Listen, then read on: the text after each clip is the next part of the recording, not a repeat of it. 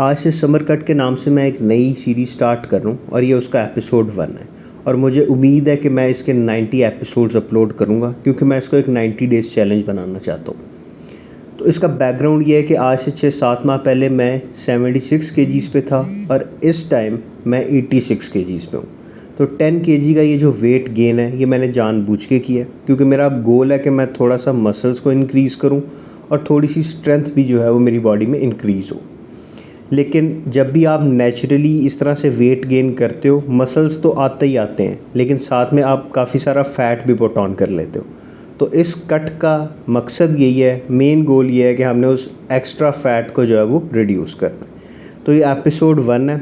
आज से हमारा जो है पुल डे था, तो पुल डे का वर्कआउट होगा। उससे पहले प्री वर्कआउट मील में 2 ब्रेड थे, सिंपल कार्बोहाइड्रेट्स के लिए ब्रेड और साथ थोड़ा सा न्यूटेला, क्योंकि स्वीट की क्रेविंग्स होती हैं, मुझे भी होती हैं, तो वो मैं ऐड ऑन कर लेता हूँ। पुल वर्कआउट सिमिलर फैशन में जैसे वर्कआउट मैं करता हूँ उसी तरह करूँगा, बस अगर कोई एक्टिविटी इंक्रीज़ करूँगा मैं तो वो मेरी कार्डियो की एक्टिविटी होगी, जो या तो रात में होगी या तो सुबह में होगी।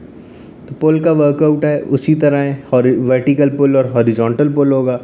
वर्टिकल पुल में जो मेरी 3 ग्रिप्स होती हैं वही हैं प्रोनेटेड, सुपिनेटेड और नैरो। प्रोनेटेड हमेशा की तरह आपकी हथेली सामने वाली तरफ होगी, सुपिनेटेड में आपकी हथेली आपकी तरफ होगी और नैरो में आपकी हथेलियाँ या आपके हाथ बंद होंगे। तो उसमें आपने अपने लैट्स होते हैं बैक के मसल्स, उनको स्क्वीज़ करना है, कॉन्ट्रैक्ट करना है, रिलैक्स करना है, माइंड मसल कनेक्शन बना के स्लो मूवमेंट करें, लेकिन कोशिश करें कि आपका जो है माइंड मसल कनेक्शन बने। अगर आप जिम में कर रहे हैं इसको तो वेट बेशक कम रख लें, लेकिन उतना ही वेट रखें जितना आप कंट्रोल कर सकें, जिस पे आपका माइंड मसल कनेक्शन बने। माइंड मसल कनेक्शन होता है कि जब आपको आपके माइंड को पता हो कि आपका मसल किस तरह से मूव कर रहा है। एक मूवमेंट है, आपको उसमें पता ही नहीं है कि आपके मसल्स कौन से इंगेज हो रहे हैं, वो किस तरह से इंगेज हो रहे हैं, तो वो ग्रो नहीं करेंगे। तो आपको माइंड मसल कनेक्शन बना के किसी भी मूवमेंट को जो है वो परफॉर्म करना चाहिए। तो हॉरिजॉन्टल पुल में हमारे पास हमारे लैट्स इंगेज हो रहे हैं, तीनों ग्रिप्स के साथ मैंने उसको टारगेट किया है। और इसको 3 ग्रिप्स के साथ करने का मकसद मेरा ये है कि मैं इसको घर पे ट्रेन करता हूँ। मेरे पास ना इतना वेट होता है, ना इतनी रेजिस्टेंस होती है कि मैं उसको एक ही मूवमेंट में इनफ स्टिमुलेट कर लूँ। तो उसके बाद आता है हमारे पास हॉरिजॉन्टल पुल। हॉरिजॉन्टल पुल में आप सामने से अपनी तरफ जो है रेजिस्टेंस को मूव करते हो। अब जैसे बेंट ओवर रोइंग है, वो मैं किसी दिन अपने वर्कआउट में ऐड करूँगा, तो अगर आपको नहीं पता तो आप करते यही हो कि सामने से अपनी तरफ जो है वो उसको पुल करते हो। और पुल मूवमेंट लगाते हुए आपने ख्याल ये रखना है, माइंड मसल कनेक्शन बनाने के लिए एक टिप है कि आपकी जो एल्बोज़ हैं वो आपकी कमर से पीछे जाएंगी। आपने अपनी बैक को स्टेबल रखना है, आगे से अपनी एल्बोज़ को पीछे लाना है और उससे करना क्या है कि आपने अपनी बैक को स्क्वीज़ करना है, कॉन्ट्रैक्ट करना है। इससे आपकी जो पुल मूवमेंट है वो बेहतर होगी। पुल डे पे हम ट्रेन करते हैं बैक को, शोल्डर के पीछे वाले पार्ट को और बाइसेप्स को। तो इस टाइम पे ये जो मूवमेंट है ये होती है फेस पुल्स। फेस पुल्स में हम करते क्या है, हमारा जो रियर डेल्ट यानी कि शोल्डर का बैक पार्ट है वो ट्रेन होता है। इतनी गर्मी में ट्रेन करने के लिए एक छोटी सी टिप है, अगर आप कोई हाइड्रेटिंग ड्रिंक अफोर्ड नहीं कर सकते, एक पानी का जग लें, उसमें ORS डालें, you are good to go. क्योंकि डिहाइड्रेट हो जाएंगे और एक तो वर्कआउट कंप्लीट नहीं कर पाएंगे, दूसरा उसके साथ और भी हेल्थ प्रॉब्लम, इतनी गर्मी में और भी हेल्थ प्रॉब्लम्स हो सकते हैं। तो अपने वाटर इनटेक का ख्याल रखें। तीसरा मसल जो हम ट्रेन करते हैं वो है बाइसेप्स। बाइसेप्स को भी मैं सुपर सेट की तरह ट्रेन करता हूँ। सुपर सेट होता है कि जब आप एक से ज़्यादा एक्सरसाइजेज करते हैं और उनके बीच में कोई ब्रेक नहीं लेते, उसको कहते हैं हम सुपर सेट।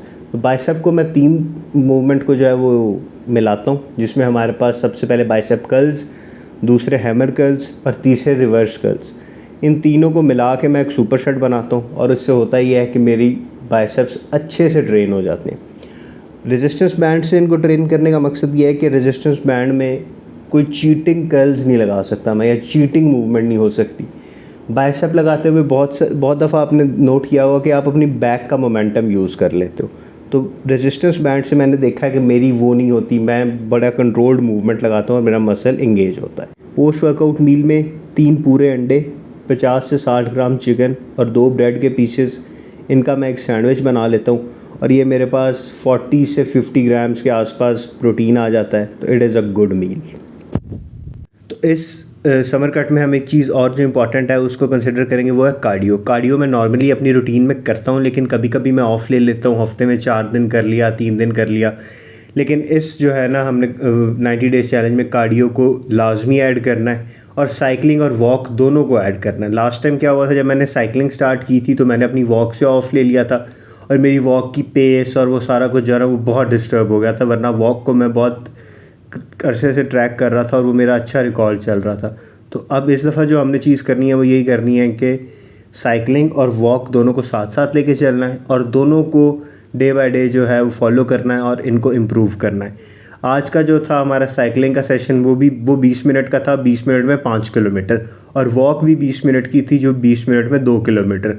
इन दोनों को इम्प्रूव करना है। इस 20 में 5 को इम्प्रूव करके कोशिश करनी है कि 5.56 हो जाए और वॉक का भी इसी तरह 2 से कोशिश करनी है 2.5। तो अगर आपने ये वीडियो लास्ट तक देखी है तो thank you for watching. Please subscribe the channel, like the video. अगर नहीं पसंद आई तो डिसलाइक कर दें। Thank you.